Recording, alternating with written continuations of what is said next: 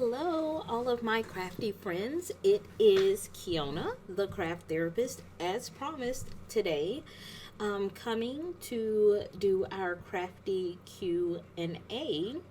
In addition to announcing the winner for our haul video. So, I decided that I would start out our video by providing you guys with a little tour of my craft room.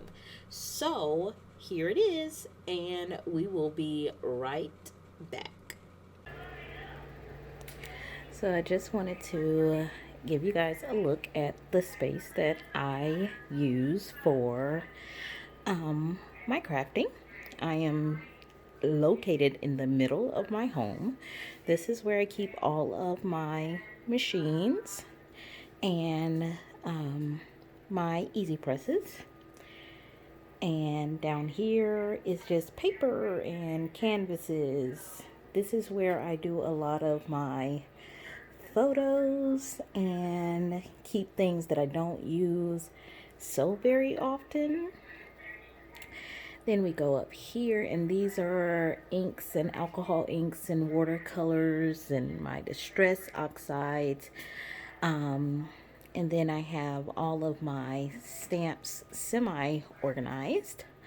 And then we have where I keep my mats and papers that I go for pretty frequently. I have a little bin right here that you guys can see. That is where I keep things that I want to use pretty soon. This is where a lot of my recording and making happens. This little caddy right here is things that I use frequently. And my markers. Up above here are things that I have to reach for a lot. And then as we go over here, this is like my Gemini stamping cutting area. I keep a lot of my dies over here, and a lot of my embellishments. And then this wall has iron-on in it.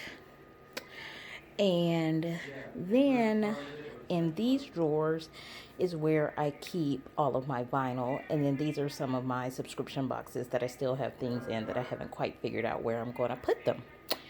So I just wanted to kind of give you guys an idea of where I do all of my crafting. And now we're going to go back and get started with the Q&A. So I hope you guys enjoyed this little snippet of my crafting area, and here we go.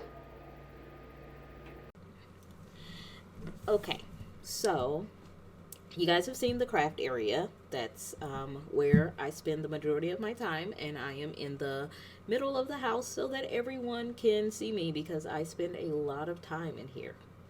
So we're going to jump right in, and we're going to get some of your questions answered. I just wanted to start out by saying thank you guys so much for being a part of my community. I started this because I just wanted to share, and I never thought that after, 4 months of really seriously doing this, that I would have, and I know it's not a huge following, but a very nice following, and be able to create a community. So I appreciate all of you guys. Thank you so much. And, keep it coming. Keep it coming so we can stay in this together, right? So, my first question comes from Krafty Cat. Why don't you like haul videos? What made you decide to spell craft with a K instead of a C?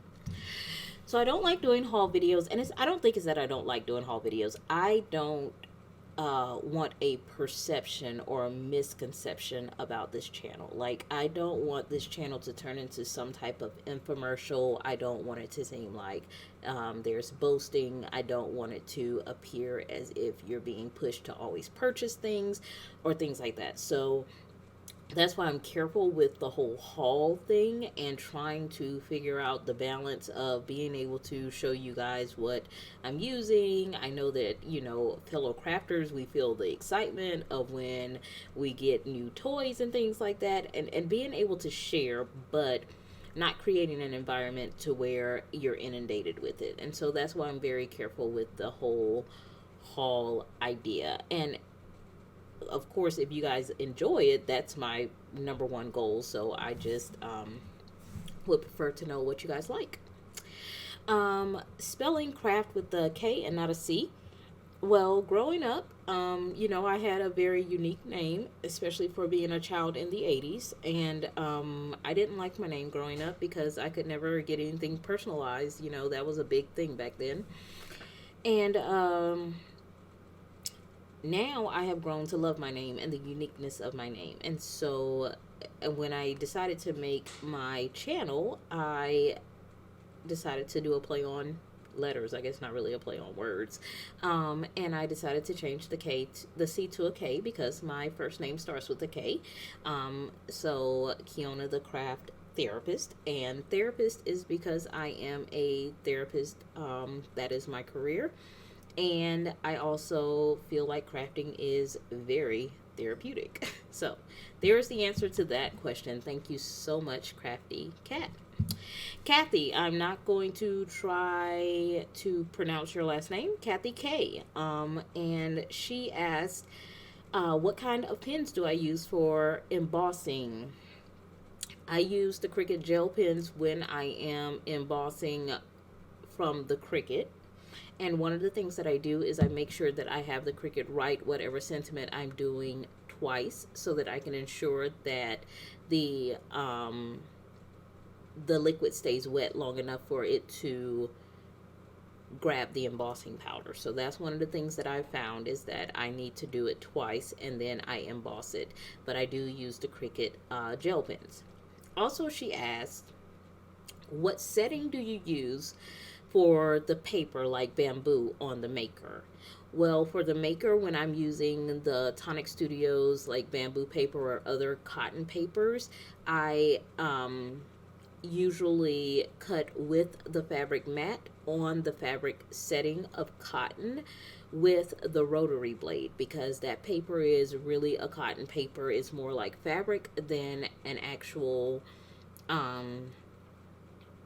paper. So I find that trying to use the deep cut or fine point blade just tears that. So I cut it as if it is fabric. Next question comes from Kathy Keller. Well, actually, she didn't ask a question. She just said that she loves the haul and she thinks that I'm very generous. Thank you very much, Kathy. And then we have Maria. Maria is an amazing person that I am having the opportunity to get to know. That's one of the things that I really love about this is that I'm actually getting to know some of you guys, and I really, really appreciate you all.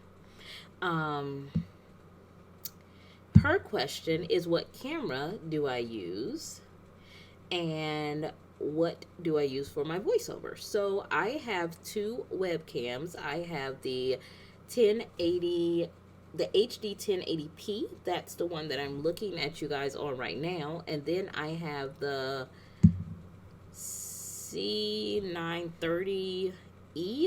I think that's this one, the C930E. Yes, that's the one that usually when I'm recording and you guys are watching my mat, that's the one that I have. I use a Yeti microphone. I record in OBS Studios. That's the software that I use. And we use Adobe Premiere to do my editing. So that is how I create my videos. Thank you, Maria. And your friend Donna Nice, I don't believe that she came over to visit us. I wish she had. Libby Miller, who is daughter to Kathy. Her question is, what are your favorite brands of stamps as far as best quality for the cheapest prices? Also, she asks, are there any companies that I've purchased from that I would warn people against? So one of the things that I would say, um, Libby, is that I warn people against any companies that are stealing images or products from other people and then selling them for a much cheaper price. And we know that there are several of those type of companies around. Um, I feel like you get what you pay for. I would prefer to have good quality stamps versus a huge quantity of stamps that are not of good quality. And one of the things that I did when I first began stamping was doing card kits. And I still do card kits because it is a great way to build your stash and you get a lot for the value. So, I mean, I do Simon Says Stamp, I do Hero Arts, I do La La Land, and one that I've done from the very beginning that is a cheaper stamp set is the May May Made It. And they're cheaper, they're 4x6. There are two different sets that you can get, and they're very good quality. So that would be something that I would think of, especially being a college student that's just starting out. Um, I think her subscription is like $11.99 a month, and you get the 4x6 stamp set. So, and a 15% discount in the store for being a club member. So, it's a pretty good deal. Um, Mad About Cards, beautiful Marla. You're so sweet. I really appreciate you and all of my team, Tiny People. That has been such a blessing. I am so grateful for um, Renee for introducing me to you guys. So she gave me a fully loaded question, it looks like. If you could craft side by side with a YouTube creator to learn a new or perfect a technique you already know, who would it be and what technique would you be working on? Thanks, Marla. Thanks. So, I think that if I wanted to, and I'm thinking about perfecting the technique, and I don't want to say perfect, but I would say getting very comfortable and feeling like I've made a lot of progress. And I would have to have a panel. I'm sorry, Marla, but I can't just do one person. So I would need Elise from Kitten Clouder to come and show me the magic of Copic markers. Like, she is amazing. And she's a great instructor. I take her classes now. But to have her sitting beside me would be amazing.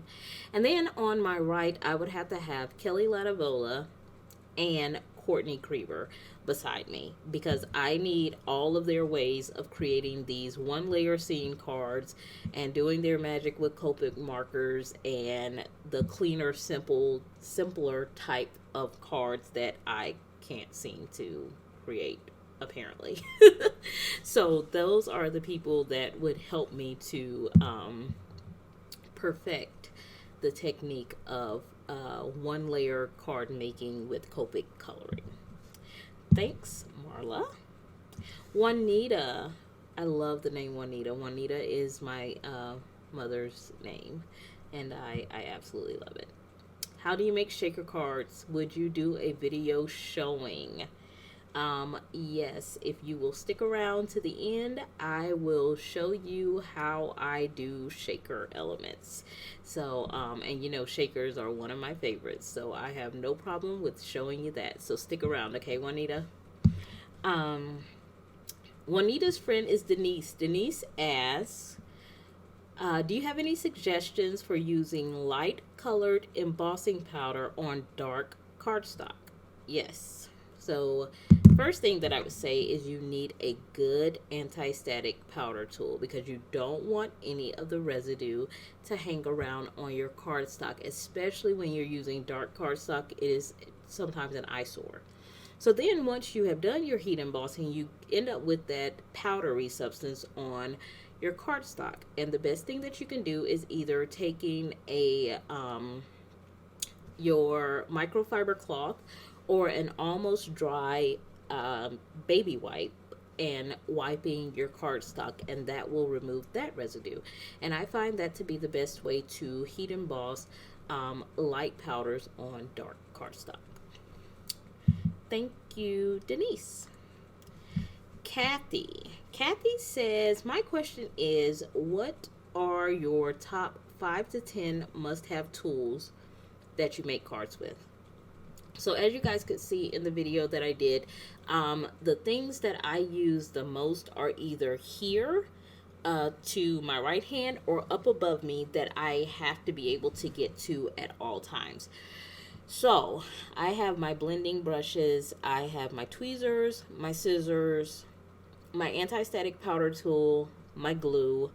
Um, I have my picker tool, my little jewel picking tool because I do a lot of jewels. I have my shimmer and my embossing powders, um, tape, glue, and paper.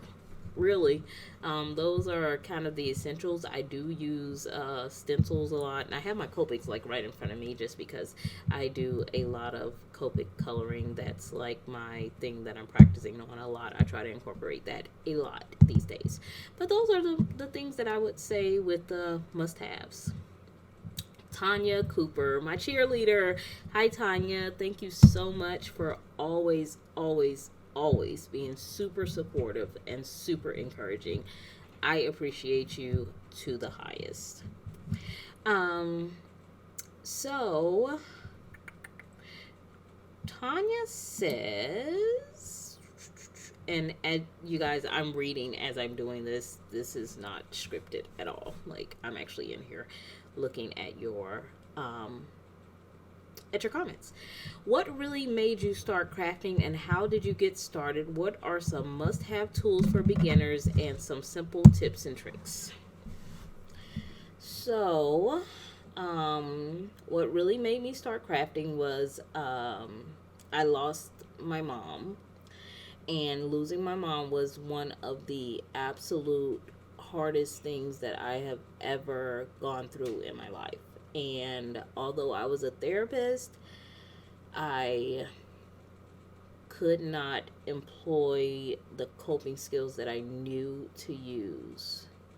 And although I had a strong faith base, I had a lot of questions because my mom was only 53 and she passed away in her sleep, and there were not many questions answered. So I was struggling badly, struggling really, really badly. And my husband's, I think he was really concerned, and he was just telling me that I had to find something that I enjoyed doing. Well, you guys have to understand, at this point, I enjoy doing nothing but working, being a mom, being a wife, um, and reading.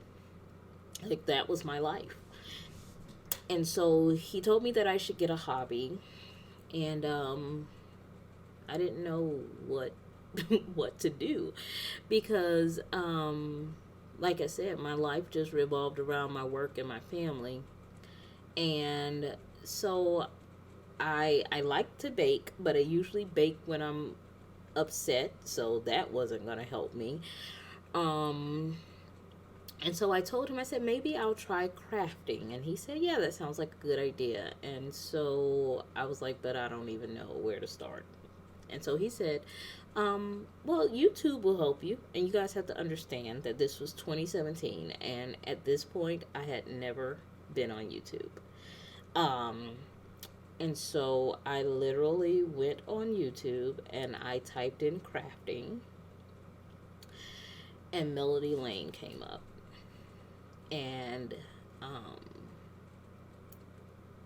that was the beginning. And Melody was just everything that I think I needed at that moment. She was positive, and she was encouraging, and she was happy, and she was thoughtful, and she was teaching, and she was patient, and it just opened up this whole world for me.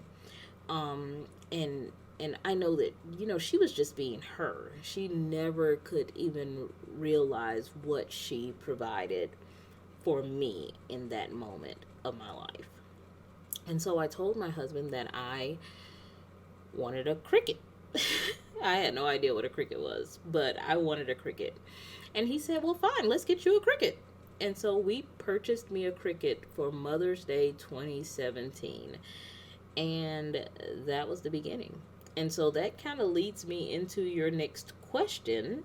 How do you get started? I would watch a video from Melody, and I would buy what Melody had, and then I would sit in front of the video and pause it and do what she did, and then play it, and then pause it and rewind it. And that's how I learned.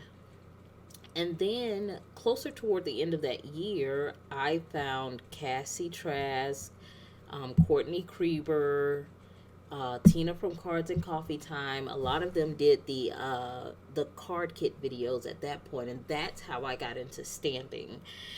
And I remember like just what those people provided was so impactful. Like there is nothing that I could do or say to show them the gratitude of what they provided for me in that year, and the life that they helped me to get back just by doing what they do, just by sharing what they had, just by being themselves. Um, and so, I know that we form these relationships with them, and sometimes they don't even know, which is why when I created this YouTube channel, like I am so big on community. Like I want to get to know you guys. I want it to be a two-way street, because I recognize that the people who helped me had no idea that they were helping me. I mean, now they know, but that's years later. Like they had no idea what they were doing for me then. So I would tell you, tips and tricks: have fun, play, ask questions, get out there, like post it, ask for a critique, find someone that you can be crafting buddies with, but play and have fun. Don't put these huge um, restrictions on yourself. We are our own worst critics, so most times whatever you're thinking is probably better than what you thought it was. Um, but I would just say, like, get into the community. Like, this is an amazing community of people that I am so grateful every day that I found. And I really think that that's what it really is about, more so than, yeah, the crafting is fun, the community is amazing. So that would be my tip. Joan. Joan says, do you make 3D projects, and do you have other hobbies? Do I make 3D projects? Yes. Usually I only make 3D projects when I am having like a couple of days, like when we usually have snow days. I'm in northern New York, so usually we have like some snow days, and I'll use those days to make 3D projects, because I like a lot of the 3D projects from um, Dreaming Tree. But outside of that, I don't do them on a constant or frequent basis, just because it takes a while to do those. Other hobbies, no. I used to have other hobbies, like reading. I used to love to read. Now I read, but not nearly as much as I used to, because I craft. Crafting is my life. Like, that's all I want to do now. Like, quarantine really has not bothered me, because I'm in my craft room, I'm in my element, and I'm happy. So, that is my huge thing, is crafting and family time. That's pretty much what I do. So, thank you, Joan. Hi, Courtney. You didn't leave a question, but I'm sure we will definitely be creating some things. Cordelia, I hope I said that correctly. Do you plan your videos, or do you just fly by the seat of your pants, so to speak? I am a fly by the seat of your pants type of girl. I don't write out what I'm going to say to you guys. I just get on the camera and I go. And I'm pretty sure y'all could see, because I typically lose words. And I will say all the time in my videos, words are hard. Like, please forgive me. Um, I usually have an idea. Like, a lot of times I dream of what I want a card to look like. And then I'll get up and I will try to, like, get all the things together and try to record as I'm doing it, which is why my videos are probably a little bit longer than most videos, because I don't have a concrete plan. I have a dream, and then I create based upon that. I do like to look at a lot of YouTube videos. I like to be on Pinterest and things like that. And so I get a lot of inspiration from different places. And I think that that kind of helps me to pull it all together. But I always try to put my own little spin on it. So then that makes it mine. Or mine-ish. I don't know. So how on earth do you keep coming up with ideas? I'm hoping that I can keep coming up with ideas, but you got to understand that I'm kind of new into it, so woo, let's see how that goes. Right now, like I said, I just kind of think of things that I like, or something that I'm planning to do, or a person. A lot of times a person that I have in mind for a card really helps me to dictate what I'm going to make, so that's how I come up with it. Hi Tara from Mayhem Krafty Cards. I inspired her to spend her birthday money. Happy belated birthday, or happy birthday. We did talk around your birthday. And you didn't leave a question, but that is okay. I am so glad you stopped by. Sarah, you want to know, is there a way to download your stamps into your Cricut?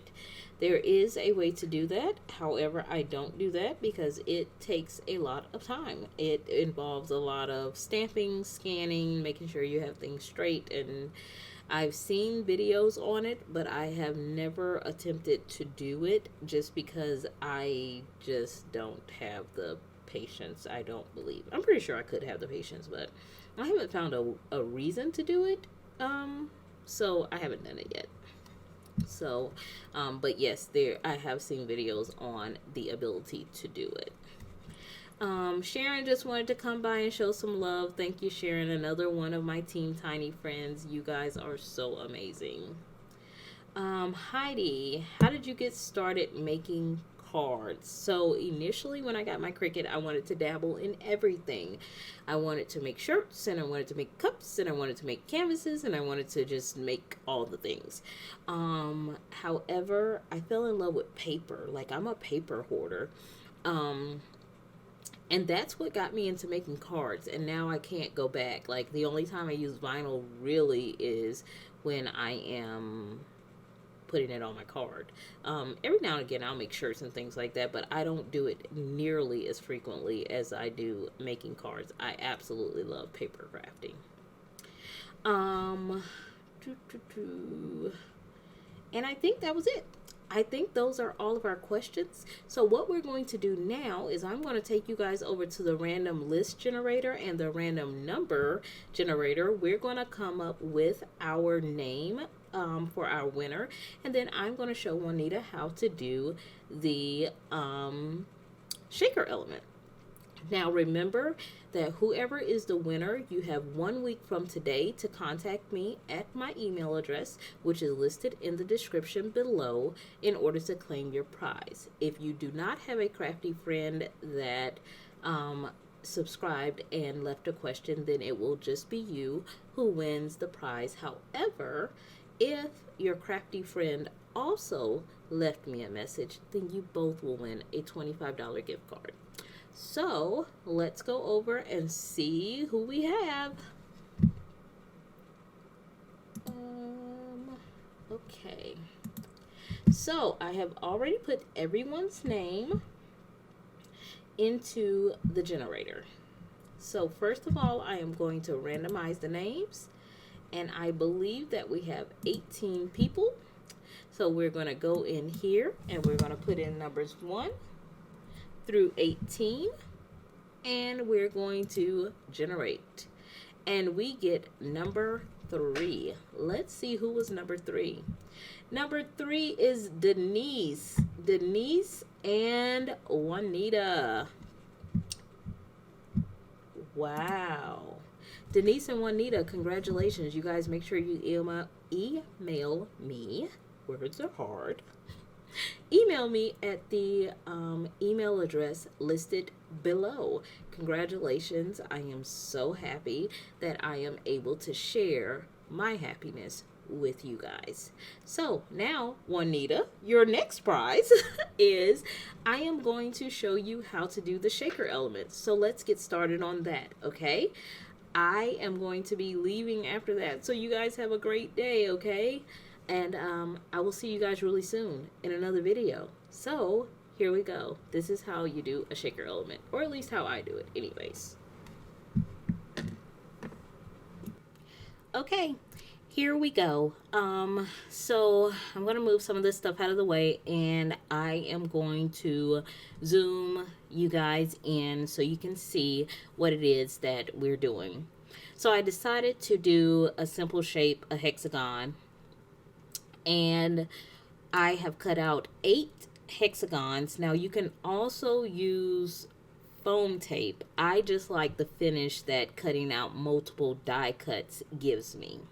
So I am going to take these 8 pieces, and usually with 100-pound cardstock, this is enough to give me a really a deep enough well to make a good shaker card. Now I'm going to take 2 of these and I'm going to sit them aside with the pieces of acetate, because they will kind of serve as those pieces that will kind of seal or finish off. And then I'm going to take my liquid glue. This is art glitter glue from May Made It. And I'm going to go ahead and I'm going to glue all of the pieces down here. And then once I get done gluing all of this down, now I'm trying my best to get it lined up, and this is one of the reasons that I like to use liquid glue, because it gives me a little bit of extra time to kind of make sure everything is put in place correctly.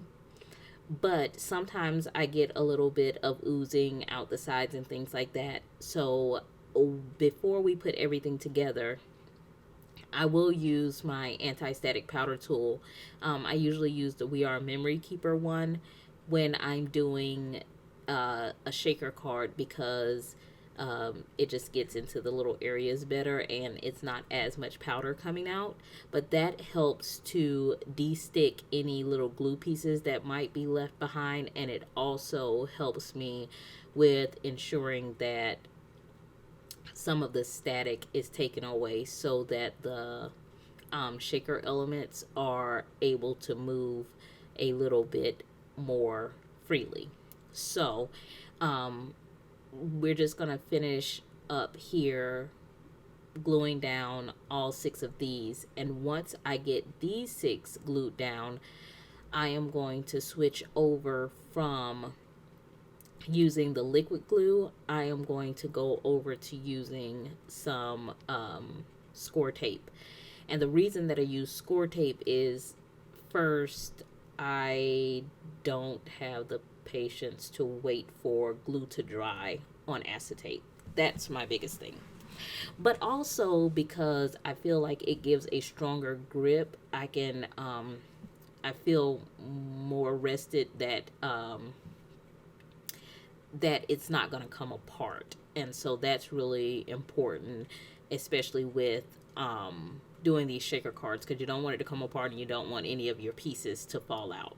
So now I have lost my other hexagon. Where did it go? Do you guys see it?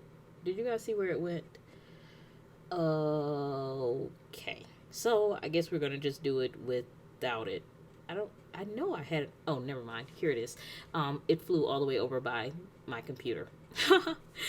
So now, as soon as I find the ending to the tape, we're going to start taping this. Now, when we're taping it, you want to make sure that you get your tape butted up really, really close on every side, because you don't want to leave any gaps in your tape. So to ensure that if you're using things like seed beads and things like that, or small elements, or sometimes we use glitter, that it doesn't fall out on the recipient. Now in this In this one that I'm doing, I'm just going to put a couple of sequins in it so it won't fall out, but I just want to show you that I am kind of butting it up. And sometimes if I'm really worried about it, like if I'm going to use some really small elements, then I will go over this twice, and I will make sure that I overlap where my stop marks are with the first one. I'll overlap that with the second go round. So here you can see that I'm kind of going to overlap this a little bit just to kind of make sure I'm closing this up really good. So now I just take my picker tool, and we're going to take all these little tape pieces off. This is so fun, right? Any rate, I think you guys can see like how slow I really do craft. So I apologize, and thank goodness for the power of speeding up and slowing down through the magic of YouTube and editing, right? So any rate, we're finally getting these last couple pieces off, and once I get those off, we will work on trying our best. And you guys know I'm not good at this, but we're gonna try to line this up. And I always make it the same size as the actual hexagon, just so that it gives me a little wiggle room in case I'm a little bit off. I can still snip a little piece off, and I still can make sure that I have enough of the acetate that it covers the whole window. So that's one of the tips that I would give you, is I don't usually make my acetate pieces smaller than the whole size of my shaker element. It just gives me a little bit of wiggle room. So we're going to do this a second time. I am going to bring in this the score tape, and we're going to do the exact same thing again. Now once we get that done, we will have to go through and do score tape another time to now get all the elements to stick on all together. Does that make any sense? I'm hoping I'm making sense, y'all. I'm trying to multitask, and believe me, I swear this is why I voice over, because I don't know whether I make a lot of sense when I'm trying to talk and walk at the same time. At any rate, so I'm going to finish putting this on. We're going to go through the same routine again of peeling everything off. On this last one, I'm going to overlap it again, and I'm making sure that I have everything butt up. And you also can see that I'm kind of letting it overhang a little bit, and that's just kind of my way of making sure that I get tape all the way to the edge, because it's easy for me to just snip off little pieces versus not having enough tape on there. So that's one of the reasons why I would rather have the tape kind of overhang it. So we're going to pull this off, and then I'm going to do the same thing with this other piece of acetate and try my best to line it up. I did okay for the first one. Now I don't know whether I'll be able to do that multiple times, right? Yeah. So we're going to take this again and kind of get that lined up as well as we can. If we don't get it lined up, then I'll just take the scissors and we'll just trim around it a little bit till we get it as even as we want it to be. Now the other thing with acetate is a lot of times you're able to pull the acetate back up if you, and of course I did not get this straight, you're able to pull the acetate back up if you don't stick it down so hard to the cardstock initially, but a lot of times I don't worry about it. Like I said, it's just too easy to just trim off whatever little excess tape and acetate there is that's hanging off. So now we've got that kind of trimmed off. What I'm going to do next is we are going to go, and now it's time for us to start building it up. So one of these will go on the bottom, and then the other one will go on the top, and that's what's going to end up closing this up. So now we're going to put some more tape all around here and stick that on top of this, and then this piece will go on top. Okay, so let's put some more score tape on again, and I try to use score tape that is either the same size or a little bit smaller than the element that I'm going to use, just so I don't have to like trim it. So like for this one, I'm using 1/8 inch score tape. I think I probably could have gotten away with 1/4 inch score tape, but it would have been like really, really, really close, and maybe it would have overhang. I don't know, but I usually go with the skinnier score tape. I go through this 1/8 inch score tape um, pretty frequently, actually, and I just like it because it holds things very well. Now the downside to that is once it's down, it's down. There's no going back once you've put this on, especially if you're doing cardstock to cardstock. So we're gonna go ahead and bring out my Cricut picker tool again, and um, we're going to use it to pull these up, and then this will go on the bottom. And then once I get that on the bottom, then we can fill up the shaker well, and then we can put the top on it. And you could use cardstock in this area. Now I like to use double acetate just because I like the idea of that clear window piece. Let's see if we can get this lined up. Pretty good, pretty good, pretty good. I like the idea of the clear window piece so that you can see the back of your card base, but you really could just use you really could use another piece of cardstock as your backer. So I'm just trying to make sure that I get all the static off of here and now. These are just some sequins that I got from probably Joann's. And of course, since we're making a hexagon, then we should be making something that looks like honeybees, right? Because that just goes together.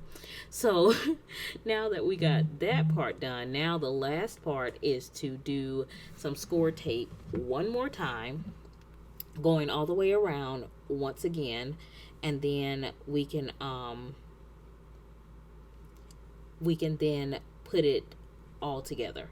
Now I'm putting my fingers all over this again, and the oils from your hand will create kind of that static again. So before I put this on the top, I'm going to use my anti-static tool again just to kind of rub around in there, because I want to give everything an opportunity to shake around, you know.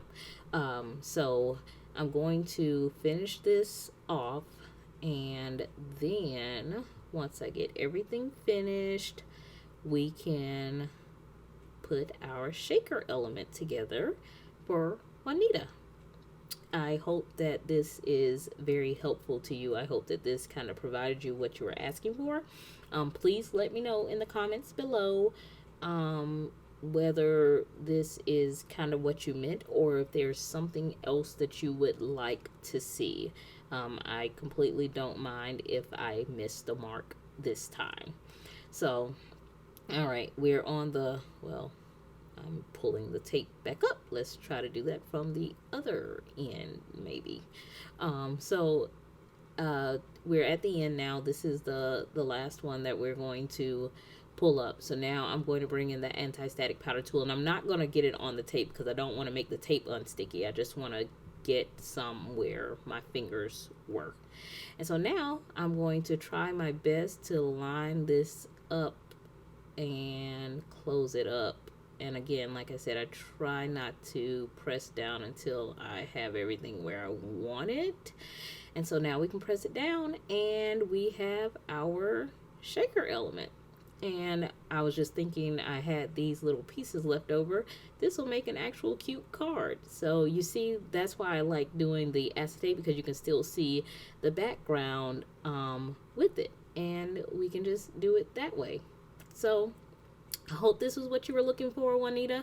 Please make sure you let me know. I really enjoyed having an opportunity to chat with you guys. Sorry that you guys ended up with a 45-minute video. I hope you hung in there with me. Remember that the information will be listed in the description box for you guys to message me for your gift cards, and I will be looking forward to talking to you guys really soon in the next video. Have a wonderful rest of the day. Bye bye.